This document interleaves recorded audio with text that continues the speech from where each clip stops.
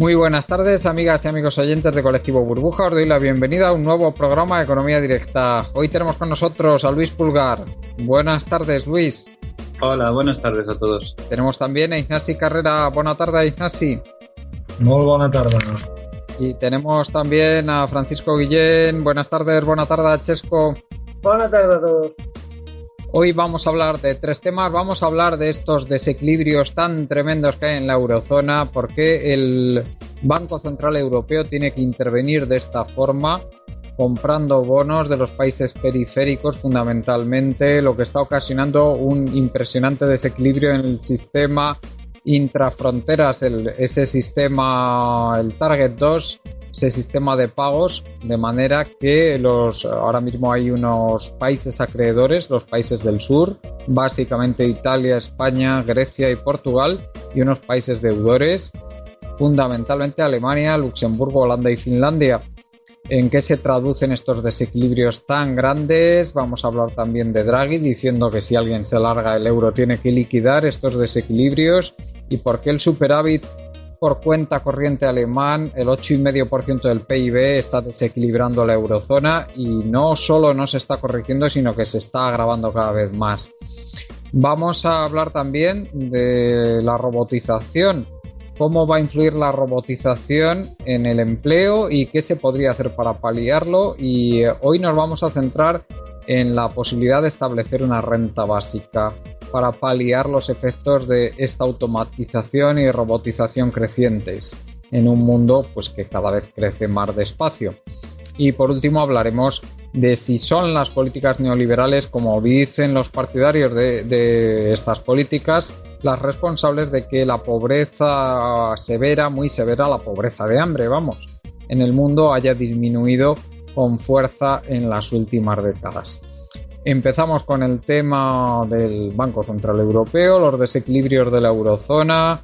Chesco, ¿qué nos puedes decir a este respecto? Adelante. Bueno, a este respecto lo que se puede decir es que estamos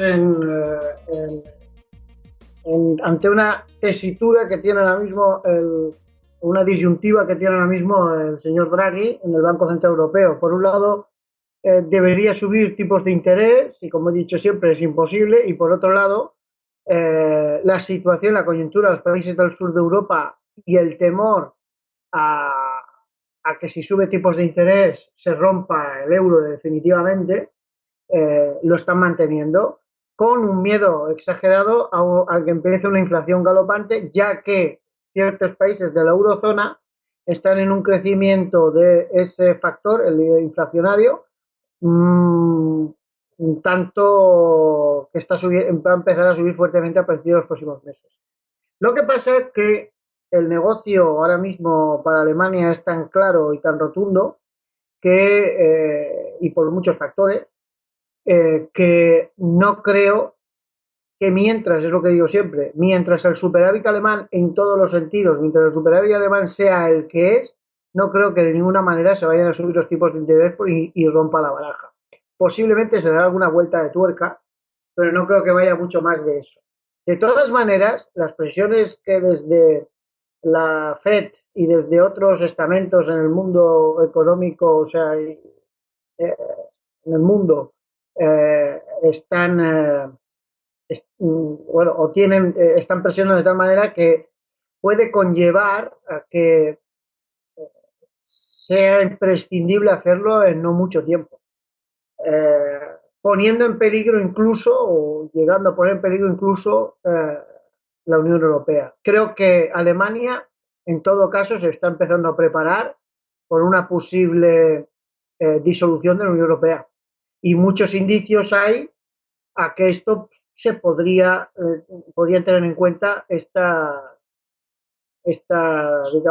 coyuntura, por una sola razón, o sea, no una sola, varias razones. Una, entre otras cosas, estamos asistiendo, por ejemplo, a la repatriación del oro a Alemania. Estamos asistiendo a una serie de normativas y leyes que están aprobando el Parlamento alemán en cuanto al sistema financiero alemán. No sé, las políticas en cuanto al BCE. Esto algo me dice que se están preparando un muro, una barrera en caso de una disolución. lo tengo clarísimo. El superávit alemán es exagerado ahora mismo, está incumpliendo la normativa de la eurozona, incumple el procedimiento de desequilibrios macroeconómicos de la eurozona y eso es preocupante ahora mismo porque ante el problema que tenemos los países del sur de Europa, ver esta absoluta... ¿Tú dices, Chesco, que la Unión Europea tiene un límite al superávit?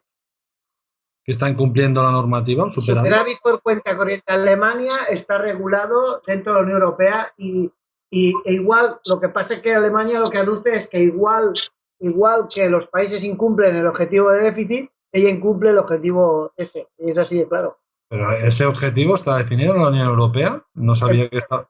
En principio, el superávit por cuenta corriente de Alemania incumple el procedimiento de desequilibrios macroeconómicos de la eurozona. Hay una normativa de la eurozona que pone un límite al superávit excesivo por cuenta corriente.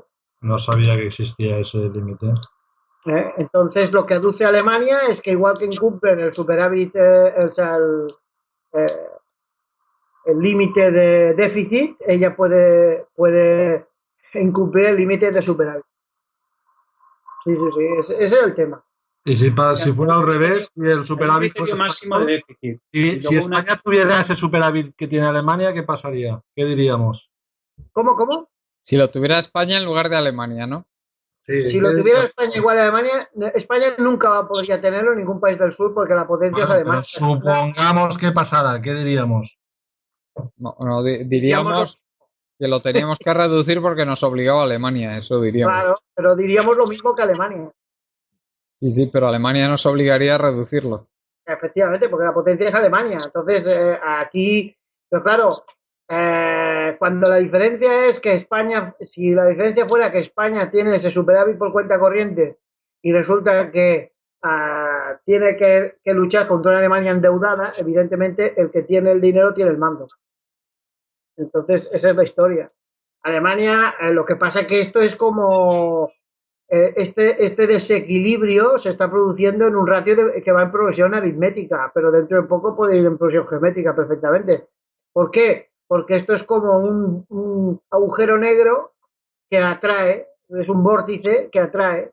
Es como, no sé, cuando vas a Barcelona y ves el centro de Barcelona, ¿cómo es? A la hora de montar tú haces números y voy a montar una boutique en el centro de Barcelona. O sea, en Barcelona, ¿dónde la montas? ¿En los suburbios, que se están medio endeudados, muriéndose y llenos de miseria? ¿O lo intentas montar en el centro de Barcelona? Que es donde atrae el polo económico y donde se puede, ¿no? Irás al centro de Barcelona. Esto es un vórtice, es un agujero negro. Entonces, eso hay que limitar, bueno, la normativa. Yo no lo limitaría, pero eso hay que limitarlo. Yo haría otras cosas. Por ejemplo, ¿por qué se produce el superávit por cuenta corriente de Alemania? Bueno, porque su política económica no ha debido ser mala, ha tenido que ser buena. Esto cuidado, esto ha llevado también a que tenga un superávit el Estado alemán. Ya, Chesco, pero no solo, vamos a ver, que ellos han dado un apoyo muy fuerte a la industria exportadora alemana, eso ya lo sabemos. Y mi argumento para que lo entendáis lo que quiero decir. No, pero si eso se entiende, pero que aparte... ¿De quién es la SEAT? Ya, pero que es que los alemanes se han beneficiado también de un tipo de cambio deprimido. Efectivamente, pero vamos a ver, pero claro... Perdona, sigue. Pero claro, es que es lo que estoy diciendo.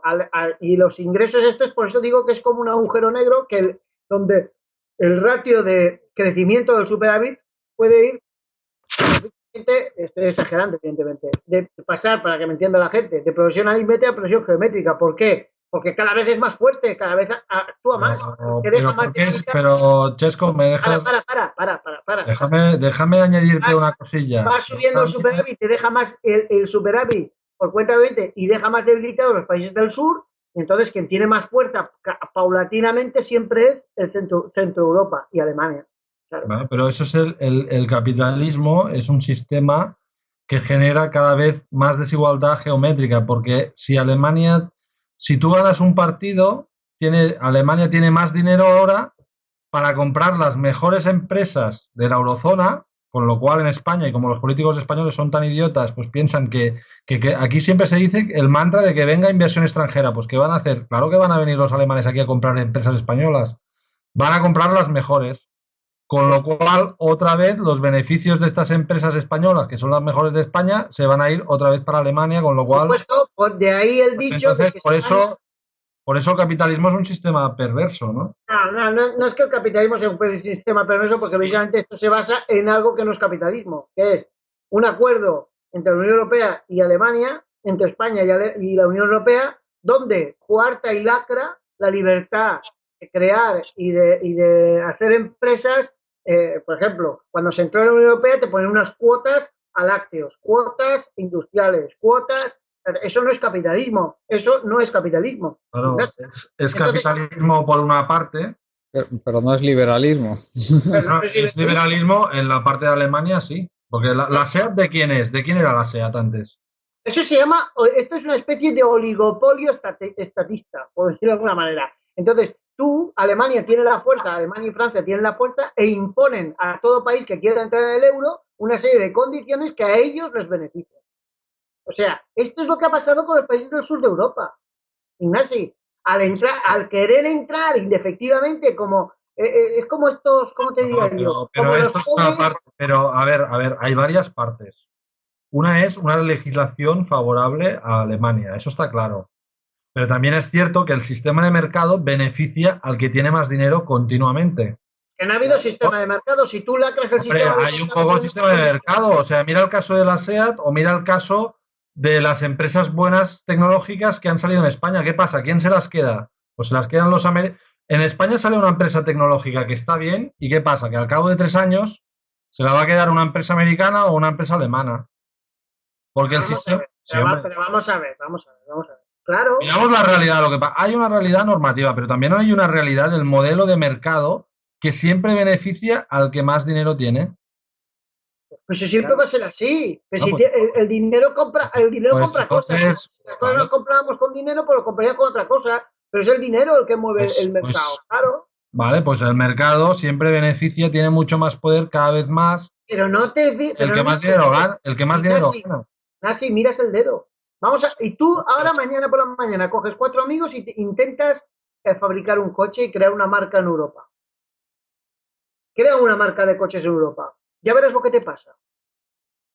Condicionantes, homologaciones, cuotas, etcétera. Vaya.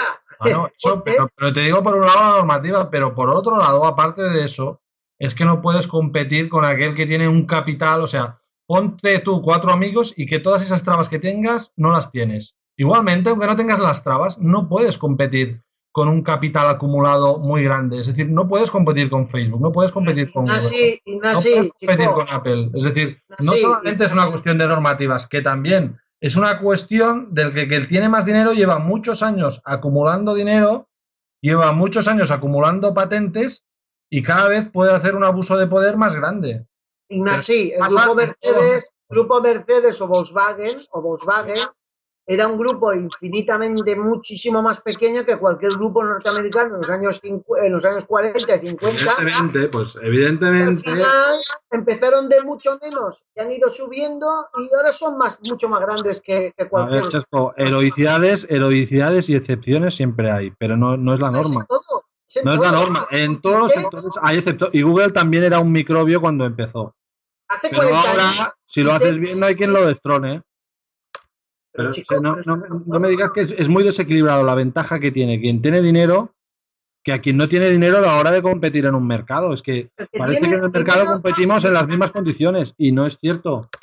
No el que tiene dinero, el que tiene acceso a dinero y de financiación. Es que eso es muy importante. Entonces, el Estado, el entorno estatal, el Estado da los condicionantes para que eso pueda ser. ¿Cuál es el problema de España? Que no lo hay.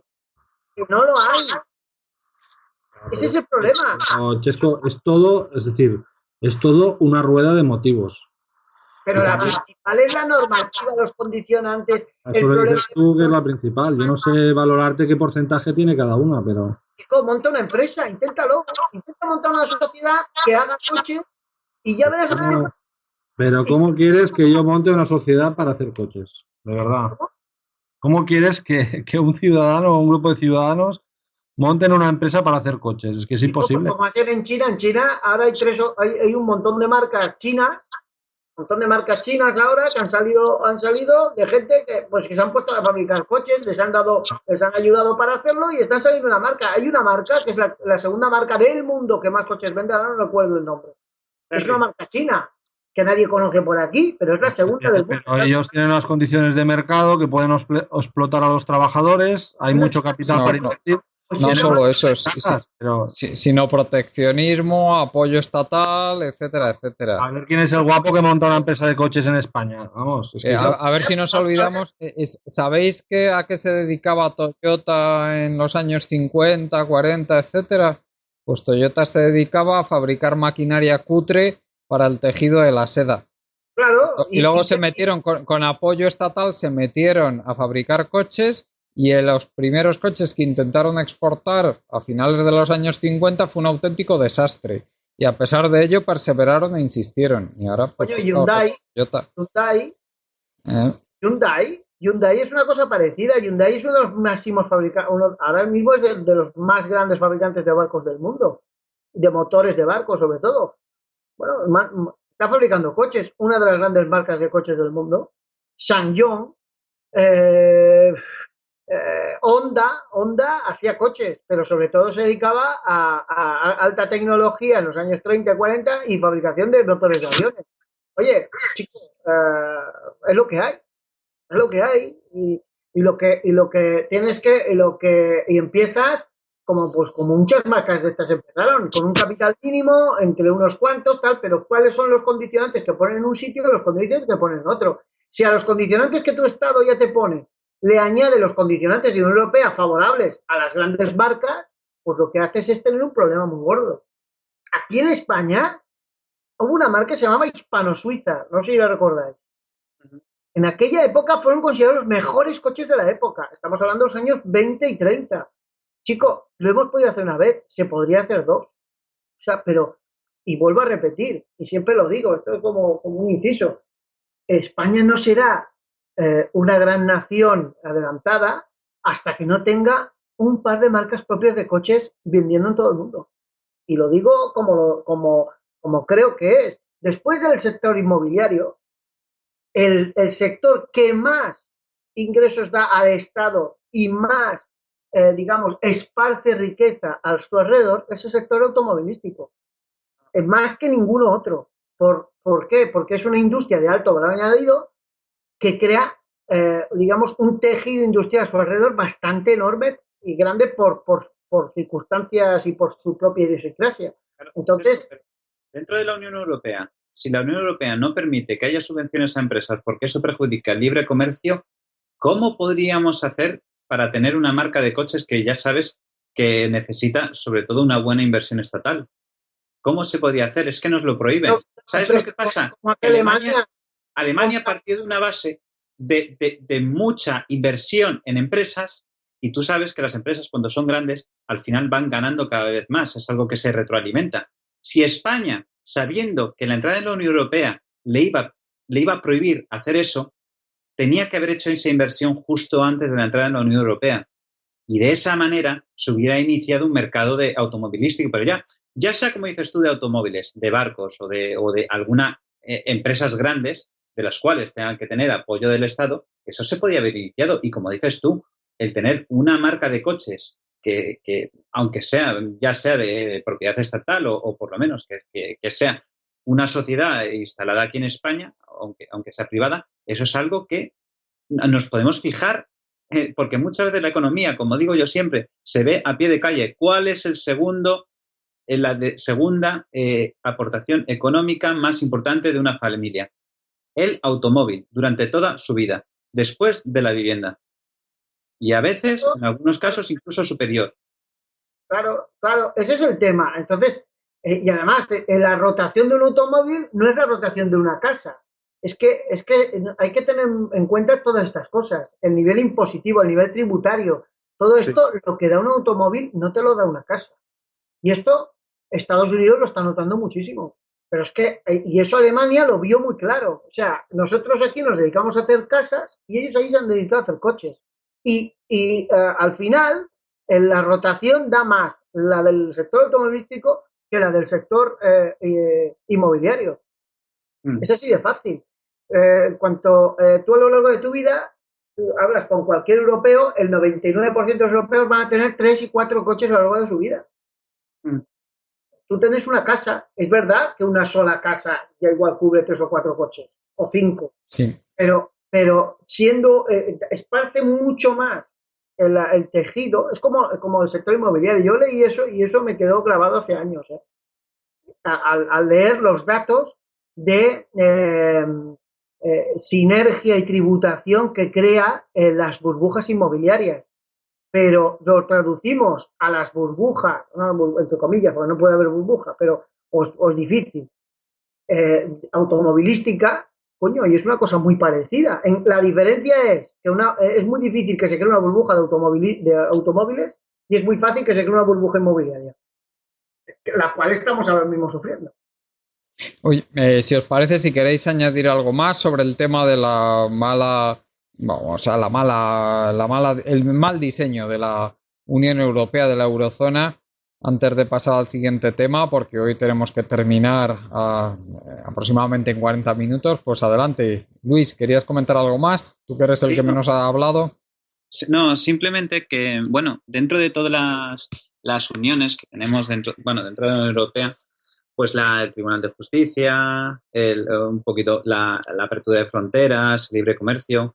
Había uno de los pasos que se barajó y a veces se puso sobre la mesa como algo a futuro, que era la unión política fiscal, que es un poquito, realmente que se compensa un poquito con el sistema de subvenciones intercomunitario, pero no es tan potente como lo que es una política fiscal común, que sería algo ya más completo. Y además de equilibrio entre unos países y otros. Y sinceramente, viendo cómo están los partidos que pueden surgir en Europa, lo único que podemos pensar de la Unión Europea es que vaya a ir, como decía Chesco, a la desintegración, y es por eso por lo que quizá Alemania es la que se está preparando para esa disolución. Por lo menos, no es prepararse ya económicamente para la disolución, pero por lo menos teóricamente, ¿cómo debería abordarse eso? Yo creo que todos los países de la Unión Europea deberían de empezar a prepararse para ello. Aquí no hay plan B, ya os lo digo. Se preparan para la disolución, pero Alemania, si se disoluciona, ya tendrá una posición mucho más dominante que el resto. Claro, porque todo el mundo tendrá la industria destruida, él tendrá muchas inversiones en toda Europa, pues claro. Es así. Sí, Ignasi, tú lo apuntabas, el superávit de un país se retroalimenta. Cuanto más rico es ese país, más empresas podrá comprar. Y encima, si se disuelve el euro, las tensiones financieras en Alemania no van a ser importantes, ¿eh? Mientras que en países como España va a ser un desastre. Imaginaos que se disuelve el euro y mañana tiene que salir el Banco de Santander a renovar una emisión de cédulas de 3.000 millones de euros. ¿Qué le van a decir por ahí fuera? Que te las compre tu abuela, ¿no? Claro. No, por supuesto. Pero es que el problema es la estructura del libre mercado, que no explica. El libre mercado dice, el que compita mejor gana más. Muy bien. Pero muchas veces, repitiendo este ciclo, pasa que al final el que compite mejor cada vez está mejor y el que compite peor, entre comillas, cada vez está mucho peor. Y es lo que está pasando en Europa. Si Europa se disuelve, Alemania va a ser propietaria de la mitad de las empresas buenas españolas, porque ya son suyas. No, pero si la Unión Europea se disuelve, si la Unión Europea se disuelve, Ignasi, a Alemania se le acaba una parte del negocio. Pero a medio plazo. Ya lo tiene compuesto, pero si la SEAT es suya. A corto plazo. La SEAT está fabricando aquí en España. ¿Cómo vas a decir que esos productos son extranjeros? Es que aunque la Unión Europea se disuelva, España va a aceptar que se vendan SEAT si la mitad de los trabajadores son españoles. Pero el superávit se lo va a llevar a Alemania igualmente. A corto plazo, sí. A corto plazo se notará una diferencia abismal entre el norte y el sur. A largo plazo no lo veo tan bien. A ver, en el sur no somos más tontos que en Alemania. Más tontos no, pero si ellos son los dueños de las empresas mejores. Bueno, ahora. También eran los norteamericanos dueños de las empresas automovilísticas mejores del mundo hace 50 o 60 años. Ya no lo son. Bueno, ya no lo son porque han salido una competencia feroz, pero no es el caso. ¿Pero qué? Porque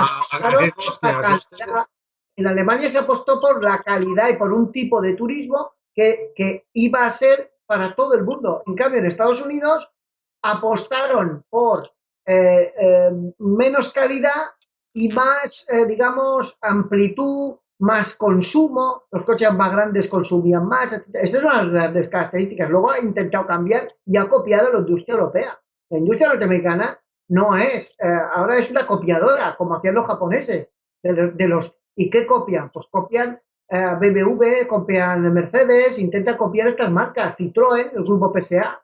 Es que no pueden hacer otra cosa. Es más, están importando motores europeos para sus motores en Estados Unidos. Es que es así de fácil.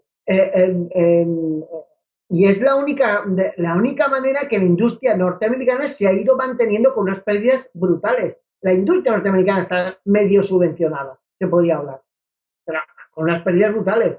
Pero es lo que hay.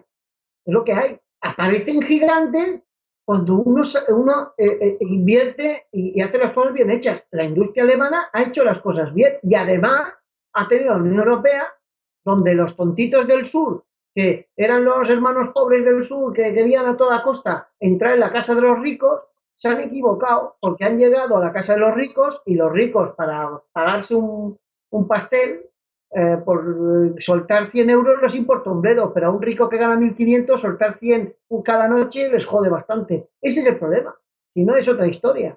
Y encima les dicen a esos que solo pueden comprar esto y solo te puedes dedicar a esto y a esto. Ese es el problema.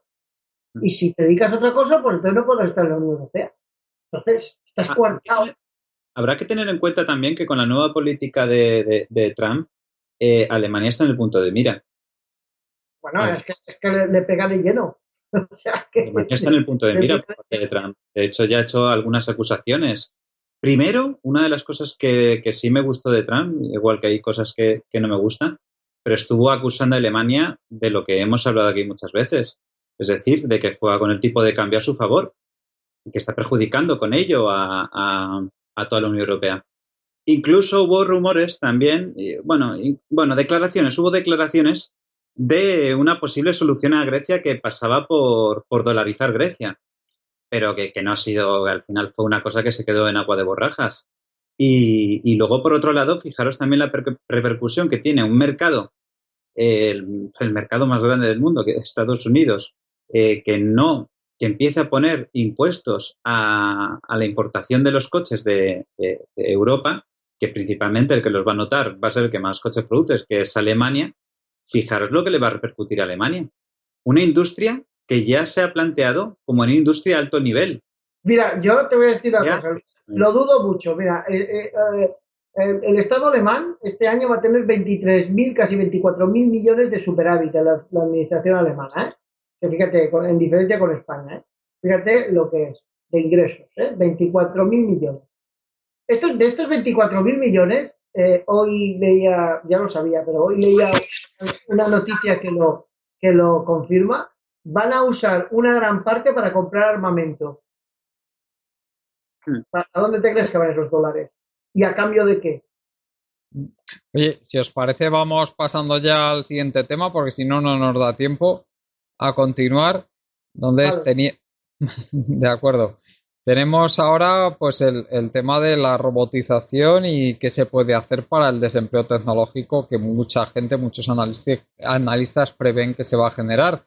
Entonces, Luis, tú proponías como alternativa o como posible solución a este desempleo tecnológico el establecimiento de una renta básica. Hay otra gente, entre ellos me cuento yo, que prefiero pues la reducción de jornada, es decir, que la gente trabaje menos y para que de esta manera el trabajo se reparta. Pero bueno, esto ya no sé si es el tema de hoy, pero vamos a hablar fundamentalmente de lo que has propuesto tú. Luis, adelante. Sí, bueno, más que mi propuesta a nivel personal, no, yo quería que pudiéramos debatir de esta propuesta, que es una entre ellas y la que tú has comentado también me parece correcta. Todo esto sería evaluarlo. No obstante, sea una o sea otra, lo que hay que evaluar siempre es cómo vamos a medir, cuál va a ser la herramienta para medir en una empresa cuántos empleos no están generándose por culpa de la automatización. Ya no robots, estamos hablando de maquinaria. maquinaria más inteligente, que es la que a partir de ahora está generando este problema.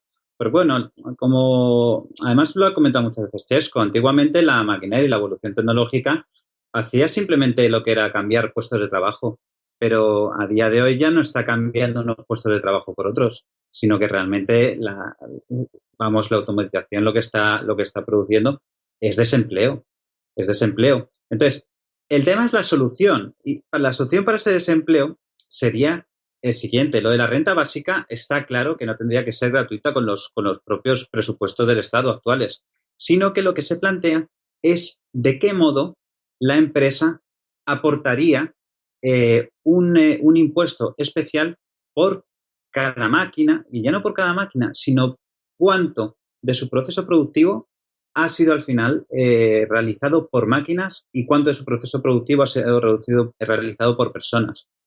Es que fijaros una cosa, primero de todo esto, para cuantificarlo, tenemos que ver de la línea de la que se parte.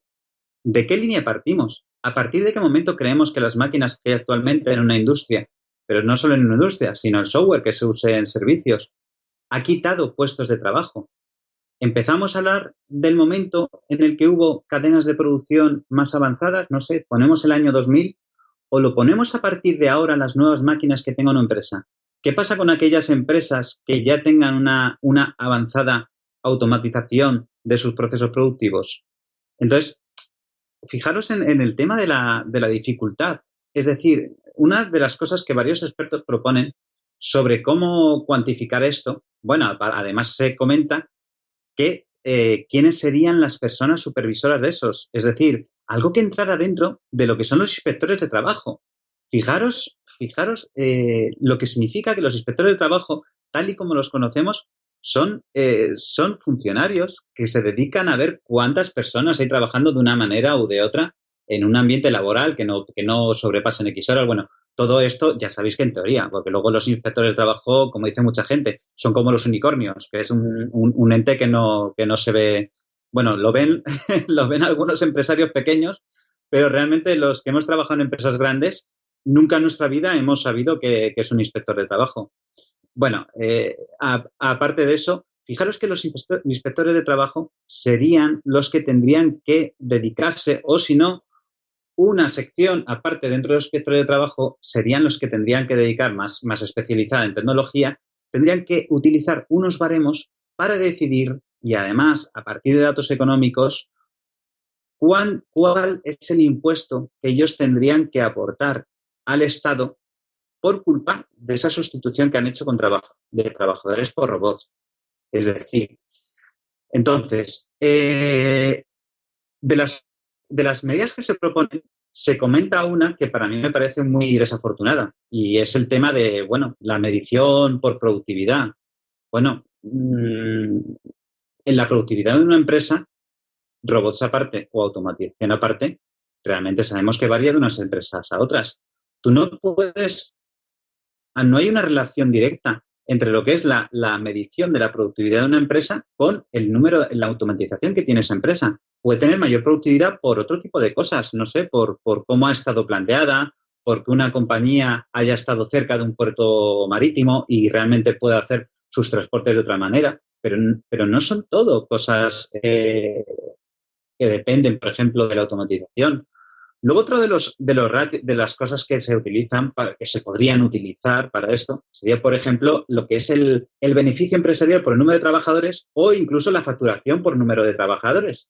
Pero aquí, este otro sistema de medición también es difícil, porque el beneficio o la facturación de una empresa no tiene que ver, no es mayor porque haya mayor automatización en todos los casos. Es decir, no vuelve a haber otra vez una relación directa entre el beneficio y que haya mayor automatización, sino que, como sabemos y como hemos comentado mucho aquí, el beneficio empresarial muchas veces tiene que ver con el valor añadido que tengan esos productos, por lo cual es otra variable que no es relación total y directa con la automatización.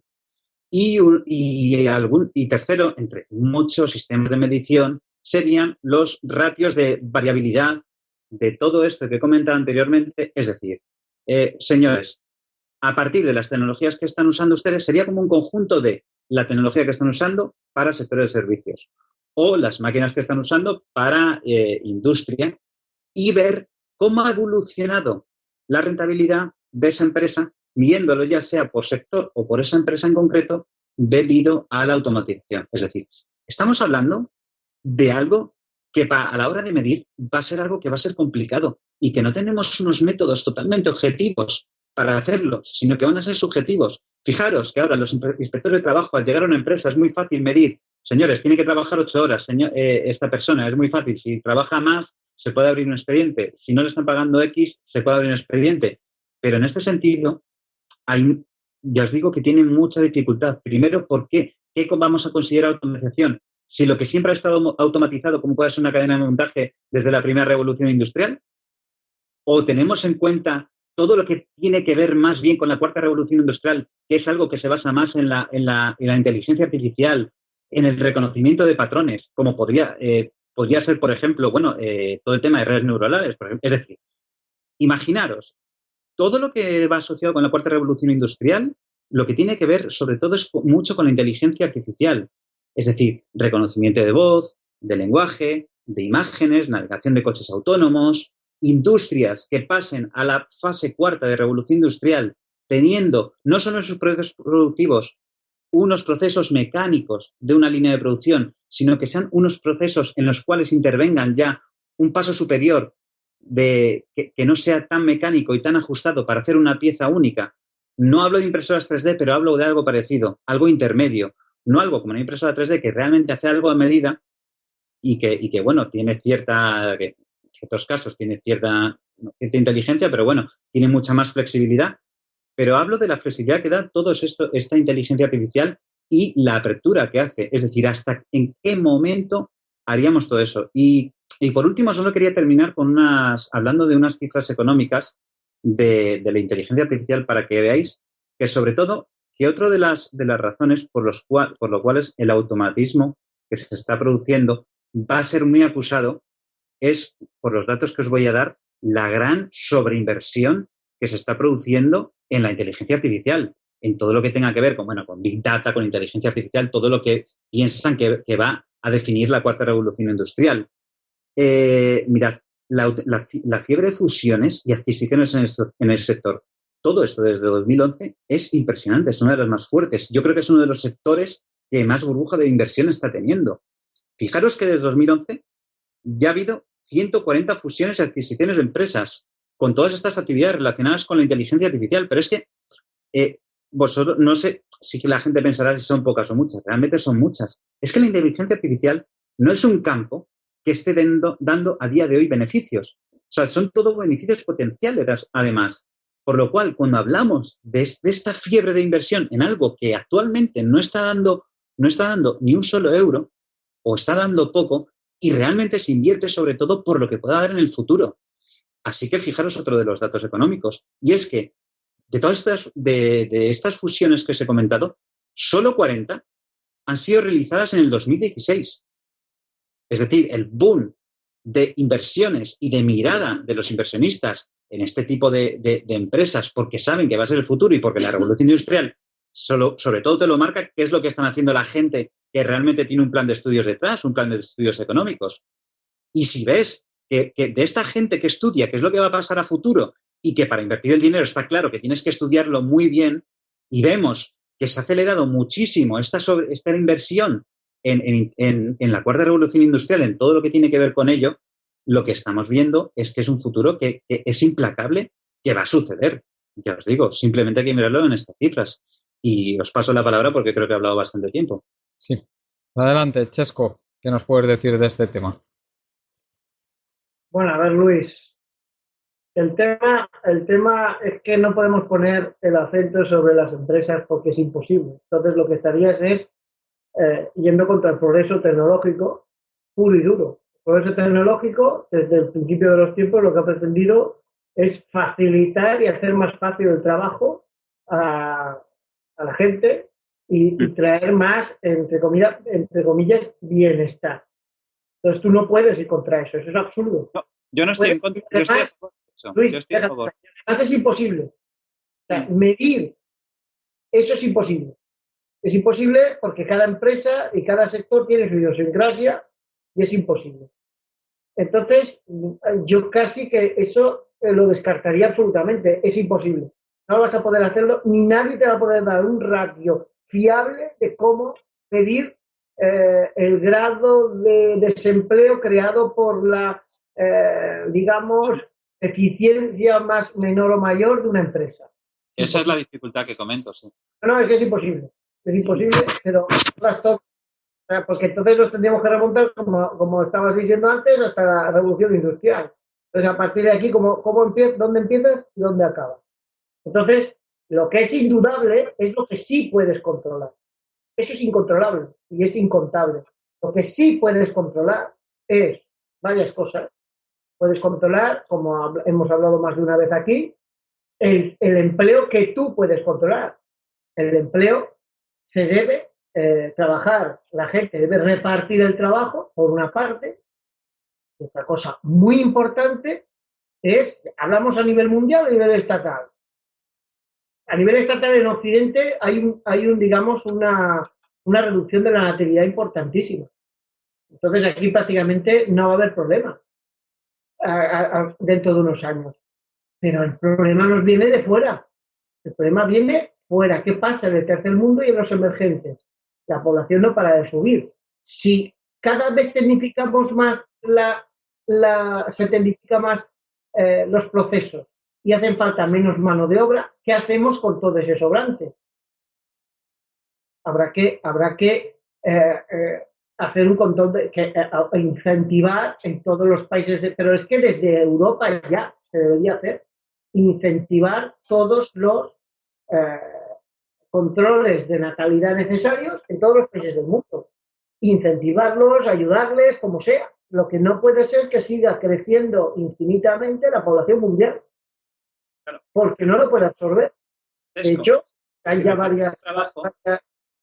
Si repartes el trabajo y de un trabajador de 1.000, vamos a reducirlo a lo básico, ¿vale? Y de un trabajador de 1.000 lo repartes en 2 trabajadores de 500, tú no estás aumentando la renta per cápita de la población. Tú la estás igualando. ¿Cómo? Perdona, no te he entendido. Es decir, que si tú lo que haces es repartir el trabajo, pero no tienes ninguna medida que haga que la gente aumente su poder adquisitivo, tú lo único que estás haciendo es que si hay un trabajador que cobra 1.000 euros, podemos convertirlos en 2 de 500.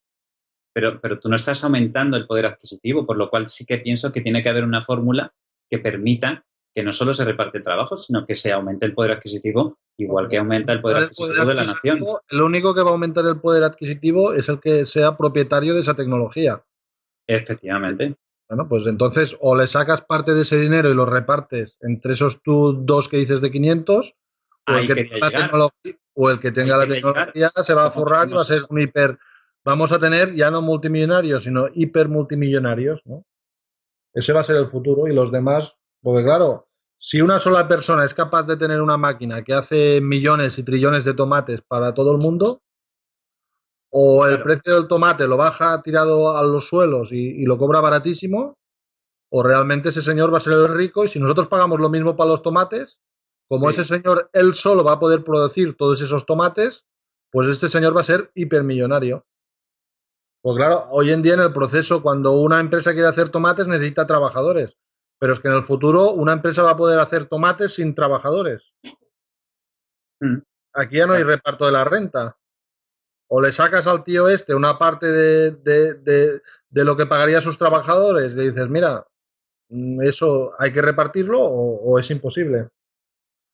Claro, pero tú imagínate que ahora, a ver, vamos a ponernos en hipótesis de que esto, a ver, no la hipótesis, sino la realidad de que esto va a ser gradual. Entonces, efectivamente, a ver, como solución sí es cierto que reducir el número de horas progresivamente de manera que todo el mundo pueda tener el trabajo. Le tienes que aumentar los impuestos a los beneficios de ese empresario que aumenta la tecnología. Es que si no... Bueno, hay otra solución. Pero ¿cómo se puede decir? ¿Cómo vas a ver? O sea, aumentas al empresario que aumenta la eficiencia de su empresa, le aumentan los impuestos, ¿por qué? Claro. ¿Con qué? Porque no se reparte renta en el trabajo. Claro, hay que penalizar eso fiscalmente. Pero fijaros... Un empresario tiene la función social. A ver, el tema es definir. ¿Un empresario tiene la función social de crear empleo o no? Eso habría que definirlo ya, porque si no es que no nos aclaramos, vamos dando vueltas al tema. Claro, un empresario tiene la función social, será la sociedad y el Estado el que tenga la función social, no el empresario. Yo creo que tiene que ser un fin empresarial, que un empresario tiene la responsabilidad social de crear empleo. Yo creo que sí la tiene. Porque es que si no es apaga y vámonos. Es que la si misma no, que tú eres empresario, ¿no? Yo soy autónomo. Ahora eres empresario y tú tienes la responsabilidad de crear empleo. Venga, ¿por qué no lo creas? Crea más. Yo creo un puesto de trabajo ya. Venga, pues más todavía, así. Y paga Deficitario. Pones un ordenador. Proporcionalmente a mi beneficio te aseguro que cumplo el objetivo de empresario de crear empleo. Claro, que si no... Tienes que contratar más, cumple con tu función. Pero que yo te digo que proporcionalmente beneficios te aseguro que soy de los más buenos de España, ya te lo garantizo. Pero si le pones un ordenador más bueno a tu... Una cosa, ¿no os dais cuenta de que cualquiera de las dos soluciones, subir impuestos al empresario o repartir las horas de trabajo, le va a influir negativamente al empresario de la misma manera? ¿Qué pasa si reducimos las horas de trabajo? Una cosa, déjame terminar. ¿Qué pasa si le reducimos horas de trabajo? ¿Qué pasa si reducimos las horas de trabajo? Que al final la oferta va a ser menor, por lo cual el trabajador podrá negociar su sueldo a la alza. Al final, me da igual cómo lo quieras interpretar, de la manera de Chesco, reduciendo horas de trabajo, de la manera de Inasi, aumentando el tipo impositivo, las dos cosas le va a perjudicar de alguna manera al empresario. Lo que pasa es que queda más liberal la parte de reducir horas y que al final la persona gane más dinero por la demanda y oferta de puestos de trabajo, y parece más socialista la de aumentar impuestos, pero de las dos maneras el precio lo va a pagar el empresario. Vamos a ver, si tú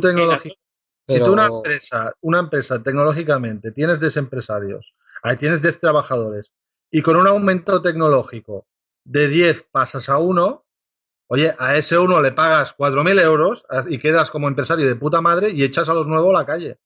Y te sale el negocio redondo. Pero no entiendo cómo que lo paga el empresario, Luis. Eso tampoco me parece justo decirlo así. Digamos que dentro de lo que es la distribución de rentas en una sociedad entre capital y trabajo, pues que hacemos un poco más de hincapié en el trabajo. Sí, eso no es que lo pague el empresario. Es una mala expresión. Es una mala expresión. No, yo digo que lo paga el empresario, pero dentro de que ya se ha enriquecido mucho.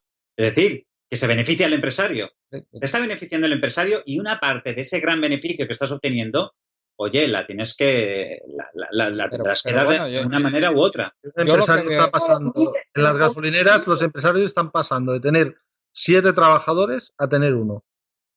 ¿Pero qué empresario? O ninguno. O ninguno, pues es un aumento de productividad bestial para el empresario. Pero Ignacio, que tú eres empresario, y en tu negocio estoy completamente convencido que utilizas un ordenador. ¿Es el empresario neoliberal o no? Estoy completamente... Ya me gustaría ser empresario neoliberal. No, pero fíjate, déjame un momento. Estoy completamente convencido que utilizas ordenadores. Estoy completamente convencido que para llevarle los papeles o tal y que cual lo haces por email y telemáticamente a tu gestor. Si tienes gestor, que a lo mejor lo haces tú mismo.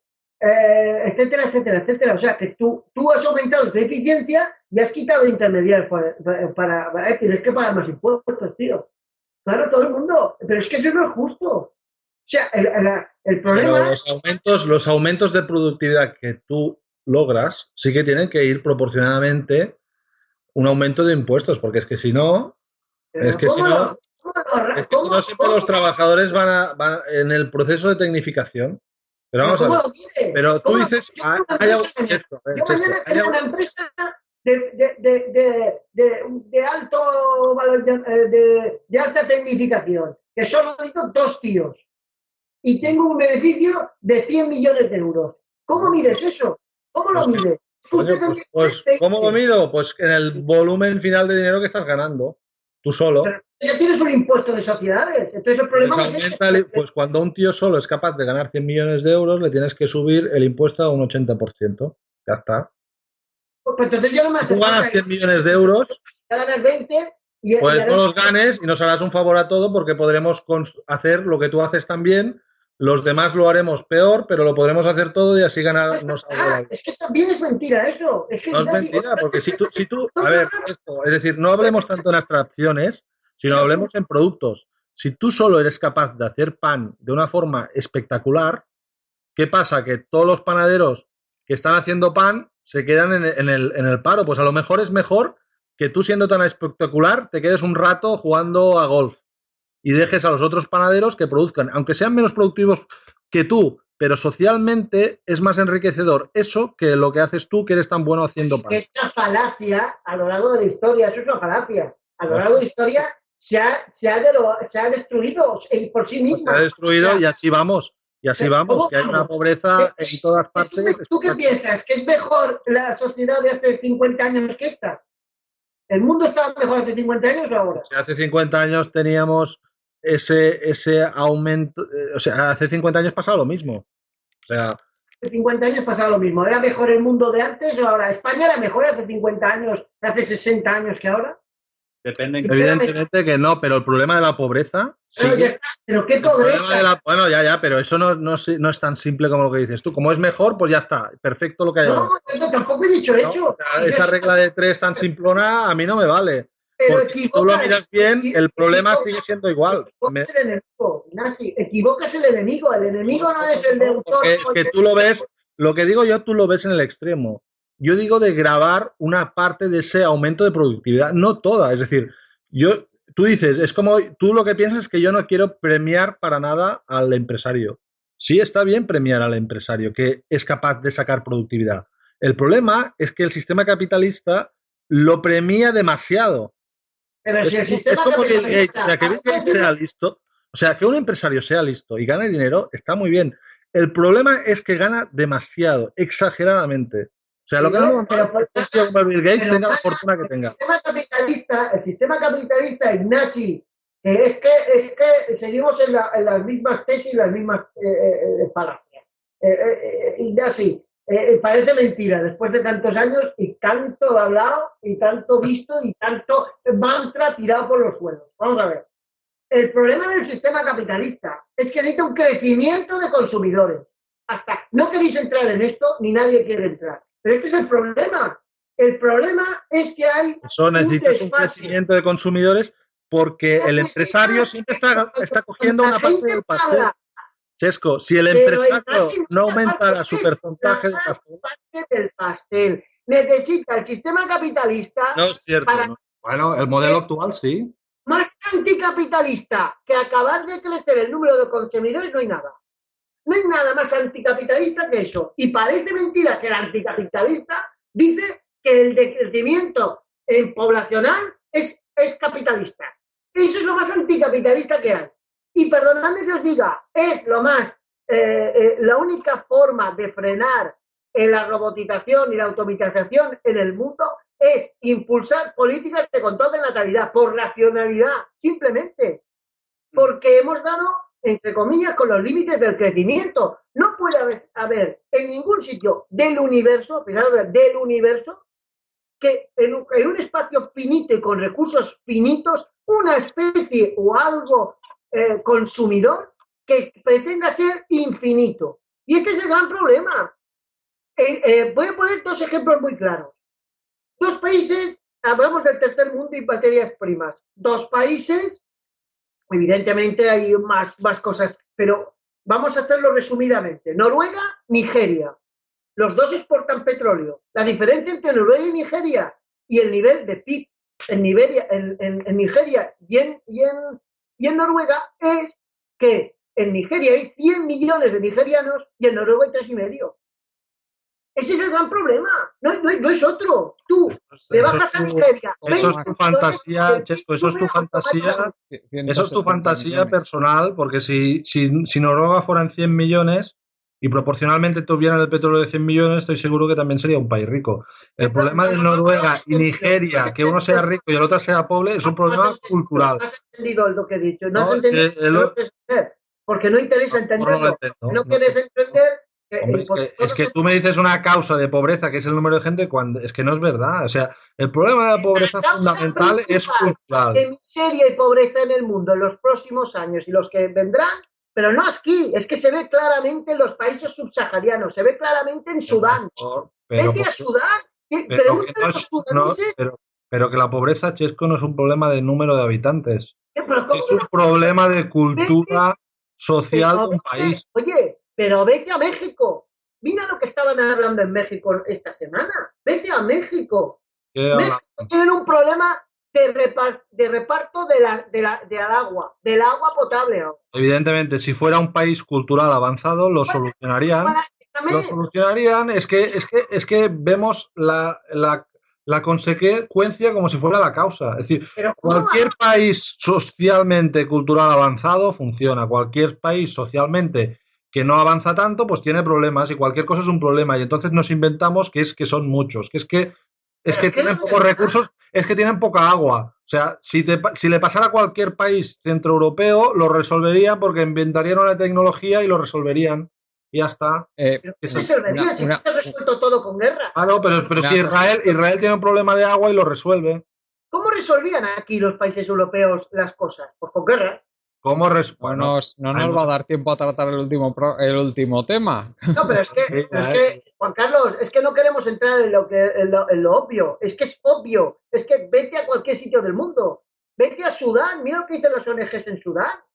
Repartan condones, por favor. Vete a Centroáfrica. Vete a Nigeria, que es lo que estaban diciendo. En Nigeria se bajaron 20 millones. Es un problema la guerra que está teniendo. Vamos, Sudán con la guerra que está teniendo también, bueno, yo más bien pondría como ejemplo Nigeria, como comentas. Nigeria teniendo reservas de petróleo en Noruega, teniendo Nigeria todavía mucho más. Reservas de petróleo en Nigeria. Nigeria, si bajara 20 millones su población, el PIB de los nigerianos subiría automáticamente. Hostia, es que no lo digo yo, es que lo dicen los nigerianos. Bueno, vaya método. Si echas todos fuera los españoles, pues te quedas tú con todo lo que hay de recursos naturales. Ya estamos hablando de la eugenesia y de echar. Una cosa es echar y otra cosa es que hacemos todos en nuestra casa. Alemania son 100 millones, no tienen nada de productos y recursos y funcionan. ¿Por qué? Porque tienen una cultura económica de siglos tradicional que funciona.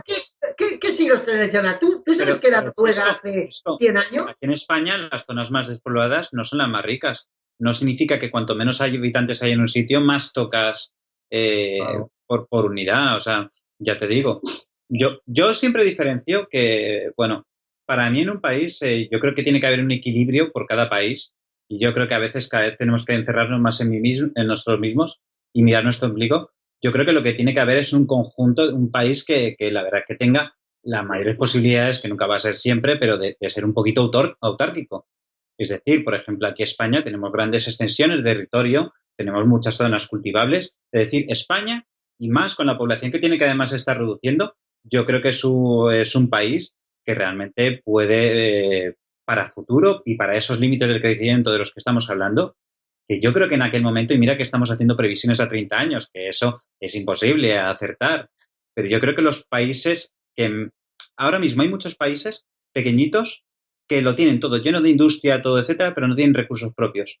Y esos países quizá que ahora mismo industrialmente están súper bien, quizá el día de mañana lo que no tengan es lo que comentas tú, llegarán los límites del crecimiento y lo que no tendrán es esa extensión de terreno, de cultivos, extensión, etcétera. Es decir, trabajar en el sector agrícola. ¿Cuánta gente puede trabajar en el sector agrícola en España? ¿Cuántas? Poca, pero vamos. ¿Cuántas? Pues claro, es que hablamos, pero hay que decir números, porque mira, en España el sector agrícola no ocupa mi gente trabajando en la tierra, que es lo que tú estás diciendo. ¿Qué puede ocupar? ¿Un 2%, un 3% de la población? Como mucho. ¿Y con el resto qué hacemos? Claro, no, pero yo digo, en el marco de un escenario en el cual hubiera una falta de recursos, Ya lo que no tienes que estar pensando es cuánto gana, cuántos ingresos hay de per cápita en ese país, sino que yo creo que una de las cosas más importantes de la economía futuro de un país es sobre todo su extensión geográfica y el número de población que tiene ese país. ¿Y qué hacemos con Andorra? Perdón. ¿Qué hacemos con Andorra? ¿O qué hacemos con países que no tienen tanta... Yo creo que en una situación de dentro de 50 años de los límites de crecimiento, los países independientes que sean muy pequeños y no tengan recursos propios, yo creo que es muy posible que sean los que vayan a sufrir. Pero es que es indudable, pero es que sufriremos todos, porque el problema, y vuelvo a repetir, que hay pero ya no es solo eso, es a nivel climático, a nivel de todo tipo. O sea, es que olvidémonos de que somos personas y somos humanos. Olvidémonos, dejemos un poco de lado la mentalidad judeocristiana esta de somos los reyes de la creación. Olvidémonos de eso. Somos una plaga en este mundo. Somos una plaga y entonces tenemos que controlar esa plaga. Es que no hay más. ¿Cómo? ¿Matamos gente? No, hombre, ¿cómo se va a matar gente? Eso es absurdo. ¿Qué hacemos? Pues lo que hacemos todos en nuestras casas con nuestra familia, intentar, ponernos métodos anticonceptivos. Es que somos gilipollas. Bueno, por eso yo creo que las políticas en las cuales los países se cerrarán mucho más a la inmigración, pero yo no digo la inmigración porque muchas veces se basa, la gente piensa que, cuando quieres cerrar el país a la inmigración significa que eres racista. No, para nada. Que te da igual que el que entre sea blanco, negro, amarillo o del color que sea. El problema es que mucha gente va a tirar por su propio país y por el cerramiento de gente para su propio país, porque es decir, lo que pensará la gente es, ¿por qué tengo yo que soportar el problema de Nigeria, que no ha tenido un control de la realidad? Claro. Y además, perdona, y con toda la razón, pero es que te voy a decir otra cosa. Desde que han endurecido más la política en México, desde que ha endurecido Trump la política inmigratoria, que no ha hecho nada más que lo que hacía Obama, de momento no ha cambiado nada, ¿me oís?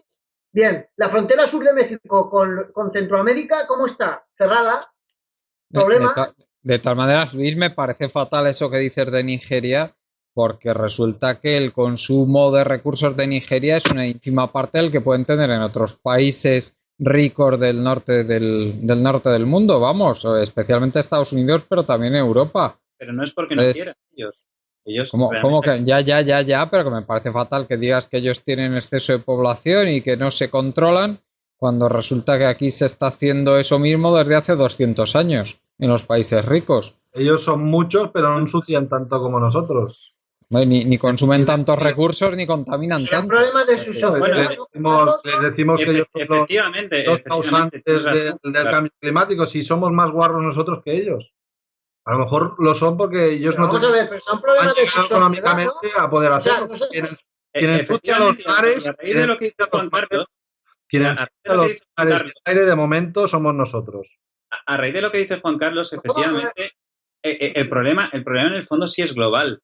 Yo me refería un poquito al tema de recursos agrícolas. Recursos agrícolas sí que es cierto que cada país, según su territorio, según su capacidad agrícola que tenga, se podrá valer de una manera o de otra. Pero efectivamente, de lo que es el problema global, que es la contaminación atmosférica la capa de ozono, contaminación de los mares, el pescado, la pesca masiva que tenemos, eso, como bien has apuntado, Juan Carlos, y muy buen inciso que has hecho, en el sentido, ellos no han cometido lo mismo que hemos cometido nosotros, efectivamente, y yo creo que eso es una cuota que todos los países, en el fondo, nunca se va a realizar un ajuste de cuentas, pero debería, si hablamos de una lógica imposible y una ecuanimidad imposible de realizar, efectivamente nos debemos unos países a otros por el uso que hemos hecho del medio ambiente en nuestro favor económico, que es lo que está haciendo China últimamente, aunque como hemos dicho siempre,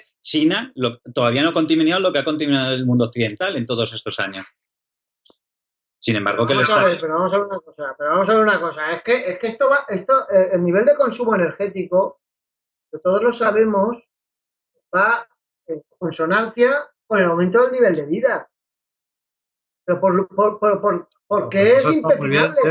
Pero si nosotros lo estamos haciendo ensuciando y contaminando, es decir... Déjame que acabe. Vamos a ver. Si esto va en consonancia con el aumento del nivel de vida, pero el tuyo, el mío, el de la gente normal, porque la gente pues se quiere comprar un coche, pues normal, se quiere vestir, Oye, quiere llevar zapatos. Normal si el planeta se lo puede permitir. Claro, pero ¿Qué? no ensucies el planeta, es decir, tú haz lo que te dé la El primer gana. contaminante del mundo es Estados Unidos, pero ahora va China. Señores, es que Bueno, las cosas son pues como son. también habrá que decírselo a China, es decir, si el Pero es que planeta, se le dice, el planeta se pero- supone que es de todos los ciudadanos, ¿no? Por igual. pero es que en Indonesia, que es uno de los principales vendedores de materias primas a China, han talado casi toda Indonesia, los bosques. Pero es que en Tailandia, en Birmania, en Vietnam, chico, es que solo hay que ir allí y verlo. Entonces, a ver, es una cosa que Por eso, pero es que si talando tantos árboles y la gente en estos países sigue siendo pobre, ¿será que el modelo que tenemos... pobre se ha aumentado el nivel de vida en todos los países. Bueno, ha ¿Por qué dices que aumentado, pero estamos sigue... hablando? Evidentemente que mejora la cosa, mejora, pero sigue habiendo unos niveles de pobreza altísimos Pero y unos problemas de insatisfacción económica. Es decir, a ver, tú puedes decir que hoy estamos mejor que hace muchos años, muy bien, pero la gente que cobra 800 euros y trabaja 45 horas en España, que está pasando en muchísima gente, le parecerá muy bien que estemos mejor, pero esa gente quiere estar mejor, es que es normal, ¿no? Y aparte, es decir, si tú le añades que hoy en día tenemos muchísimos más medios que hace 50 años, no sé si proporcionalmente hemos mejorado tanto, ¿eh? Porque con el aumento tecnológico y los avances tecnológicos, proporcionalmente hemos mejorado, que sí, como tú dices, pero mucho menos de lo que podríamos hacer socialmente con los aumentos tecnológicos que tenemos actualmente el planeta, ¿no? Es decir, con lo cual hay algo que no funciona. Ya está. Es decir, simplemente hay que mirar la realidad y hay que mirar todo lo que la humanidad ha conseguido durante 50 años y todos sus avances y ver el resultado social hacia la gente. Y tú me dirás, sí, hemos mejorado. Sí, pero no es suficiente. Es decir, no es suficiente que yo gane 800 a ganar 900 euros cuando hay oportunidades para que puedas vivir muchísimo mejor, muchísima más gente. Vaya, no sé, es que a mí me parece que es bastante evidente eso. yo la verdad es que no veo a los españoles, ni a los marroquíes, ni siquiera, ni a los argelinos, y empezando a irse más al campo, a utilizar mulas, ni a ir descalzos o con zapatillas de esas alpargates, no los veo de verdad, no los veo. Ahora, si alguien los ve y alguien quiere eso, pues vale, perfecto. Bueno, pues a lo mejor viviríamos mejor, ¿eh? Seguro, que a lo mejor viviríamos mejor, pero yo no los veo. Entonces, ya digo, se han roto tantos mantras en los últimos años que parece mentira que nos sigamos dando contra el muro. De todas formas, hay que tener en cuenta a la definición de pobreza. La pobreza en España, la miseria en España es una miseria moral. Nadie se va a morir, de verdad. La persona que ha estudiado filología griega y tiene 40 años y está en casa y no encuentra ningún trabajo, no se muere de hambre porque está en casa de sus padres, efectivamente. Pero la miseria moral de estar en casa de tus padres con 40 y tantos años y que no puedas salir porque no tienes medios económicos, yo, de verdad, que para eso, si estuvieran en esa situación, prefiero irme a un país en el que haya la mitad de PIB per cápita, pero por lo menos mi vida tenga sentido. Yo, sinceramente, yo creo que esa es la miseria que hay ahora en el mundo. O por lo menos en este país. Eso que es muy interesante.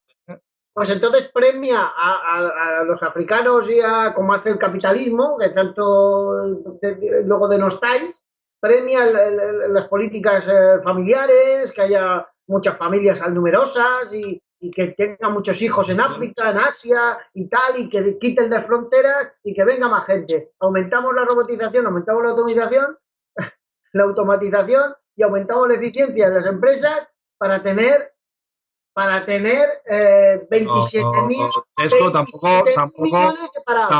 tampoco es lo que dice Luis. Chesco, tampoco puedes aumentar la tecnología, que está muy bien, y tener a 10 millones de españoles frustrados moralmente en su casa. Nada, pues volvamos otra vez. Le tengan que pedir a su padre 10 euros para ir al cine. Ese es el modelo que tú lo ves bien, ese modelo. Pues oye, no hay otra alternativa, no se te ocurre otra alternativa que que no pase esa pobreza moral y miseria que le tengas que pedir a tus padres. La que tú has dicho, que tienes que pagar el 80% de impuestos más, porque le has comprado un ordenador a tu trabajador. Claro, es que es la que tú has dicho. Es que, ¿qué haces si no, Ignacio? Pero es lo que yo digo, es decir, si hay muchos empresarios en España o en Europa que están ganando muchísimo dinero con la tecnificación, oye, que repartan eso, ya está. Que sí que aumente su beneficio, pero no tanto. Es decir, es que el sistema fiscal premia las máquinas al trabajo normal, al trabajo artesano. Premia mucho más las máquinas al trabajo artesano. ¿Por qué una máquina que hace un zapato no tiene que pagar impuestos para realizar esa actividad y un trabajador sí? Haciendo un zapato, haciendo la misma actividad, ¿por qué una máquina no paga y un trabajador sí? Tú me dirás, porque un trabajador se pone enfermo y una máquina no tanto. Bueno, pero hay que buscar una fórmula para equilibrar eso. Porque es que si lo dejas todo libre, el mercado libre, esto es un caos. Es absolutamente injusto socialmente. O dejamos o no ponemos límites a la avaricia de estos empresarios, ¿no? Es decir, ¿tú verías normal que un tío tenga miles de millones y millones y propiedades en España sin hacer prácticamente nada porque es dueño de las mejores tecnologías del país y los demás tengan que ir viviendo a ver las peladas? ¿Tú lo verías eso lógico? Yo lo que no veo lógico es, uno, que yo no pueda llegar a ser tan rico como quiera. Pues sí, porque perjudicas al resto, Chesco. No, eso es mentira. No perjudicas a nadie. No, es mentira, ¿no? Y además, cuando tengas la pasta... El problema es que cuando uno tiene dinero... Como Chesco sea rico, nos quedamos todos... todos al gulag. El Estado tiene que asegurar que yo no pueda hacerme tan rico como para poder crear un oligopolio y que nadie más pueda hacer lo mismo que yo. Eso es lo que tiene que cuidarse el Estado. Pues eso es otra forma de decir lo que decimos. Los políticos. Estás diciendo lo mismo que decimos. Pues entonces, bien. ¿por qué no puedes no es lo mismo? Pero, no Chesco, pero ¿por qué si el Estado no lo haces tú? Ya que el Estado, pero si los mismos ricos, si los mismos Bill Gates y Warren Buffett están diciendo que tienen que pagar más impuestos, porque los Estados son tan eficientes que los mismos multimillonarios lo dicen. ¿Por qué un rico paga impuestos? ¿Por qué un rico paga impuestos? Vamos a muchos menos. Y luego tienen que hacer. ¿Por qué tú pagas impuestos? Pero ¿por qué tú quieres, Chesco, miles de millones? ¿Por qué tú quieres ser rico hasta el infinito? No, yo no quiero ser rico hasta el infinito. Oye, si lo acabas de decir hace 2 minutos. Que tú quieres ser rico hasta a donde a ti te dé la gana. Tú me has dicho que yo quiero que si me da la gana yo lo necesito y quiero pueda ser rico lo que me dé la gana a mí. Bueno, eso es lo que estoy diciendo. Pues eso es lo que estoy diciendo, lo que dices tú. Chesco, vamos a liberalizar al máximo. Mira, imagínate que tú eres el dueño de esa empresa, ¿no? Bien, sale una empresa que hace una aplicación para que todos los trabajadores en esa aplicación, red social, lo que sea, tengan una aplicación que consiste en que todos se unen para que esa persona que es el dueño de la empresa, que está ganando tanto dinero y que es una deficiencia en la empresa, porque ¿cómo puede ser que una persona esté ganando 40 millones de euros mientras los trabajadores tienen 1.000? Y que esa aplicación lo que hiciera es juntar a todos los trabajos para dejar de trabajar en tu empresa y decir, señores, aquí no se trabaja una vez hasta que no nos corresponda a la empresa a nosotros. Bajan las acciones de tu empresa, las recompran los empleados y liberalizamos al máximo todo eso. Venga, pero todo el mundo las mismas oportunidades. Que todo el mundo, que tú no puedas ser más que los demás, que los demás tengan la oportunidad y la competencia absoluta de quedarse con tu empresa porque tú no les aportas nada. Tú te quedas el dinero en el bolsillo, por lo cual tú eres un grano en el culo para la empresa, con perdón. Es repartir los beneficios. Si tú por A o por B el sistema te permite tener 35 pisos, porque el sistema te lo ha dado, habrá que buscar una fórmula para repartirlo, ¿no? ¿Se ha cortado? No, estamos aquí. Pues es que si no... Es decir, hay unas reglas de juego y pasa lo que pasa. Yo lo que abogo, para que se entienda bien, yo lo que abogo es que tú puedas llegar a ganar lo que tú puedas, hasta donde te dé la gana.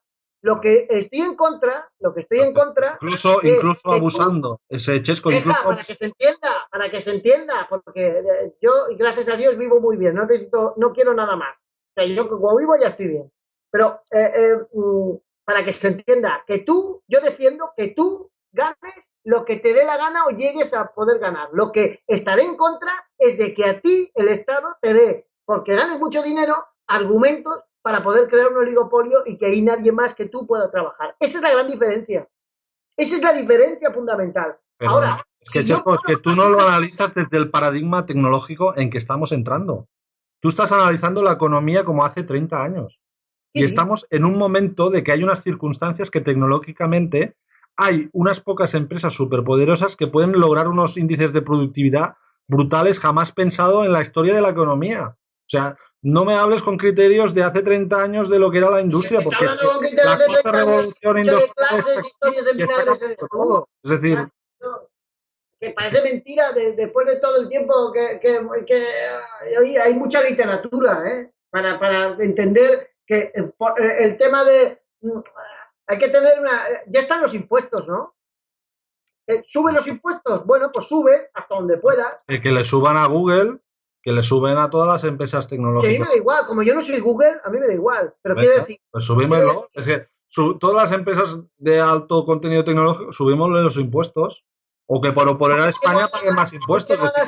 ¿Y por qué no a las otras, a las de combustibles fósiles? Porque casualmente Apple es la empresa del planeta Tierra con más beneficios del mundo. Pues ¿a quién le vas a subir los impuestos? ¿Al panadero de aquí abajo o a Apple por vender iPhones en España? Pues es que yo no le dejaría vender a Apple en España si no le pones un canon de impuestos. Yo me iría a Apple, oiga usted paga 20.000 millones al año aquí en España o no vende más iPhones aquí en España. Que por cierto va a tener una multa de la Unión Europea. Bueno, pues claro, pero es que ya la tendría que haber tenido de hace tiempo, es que... Sí, por su tributación en Irlanda. Pero ¿cómo puede ser que Apple, cuánto está ganando Apple y apenas pague, qué tipo de impositivo está pagando Apple? Es que si la economía... Yo quiero del 0,001%. Irlanda está defendiendo a Apple. O sea que a la Unión Europea le está costando mucho imponer esta multa a Apple porque Irlanda, y además con muy buenos argumentos, está defendiendo a Apple. Diciendo, bueno, señores, Irlanda está diciendo, pero en esta política de la Unión Europea, aquí nunca se nos ha dicho que nosotros tengamos que poner los impuestos. Los impuestos siempre dijimos que había libertad. Pero por otro lado, Europa va con el argumento de que el comercio no deben de competirse de una manera desleal entre ellos, y ellos creen que esa política fiscal es una competencia desleal. Entonces ellos, con esos dos argumentos que ya veis que chocan, pues cada uno con esos argumentos está intentando sacar esa parte, y lo que se va a intentar es poner esa multa a la Unión Europea. Pero la realidad, al final, es que Apple cada día es más rica y los españoles cada día son más pobres. El español medio cada día es más pobre. En general, todas las empresas.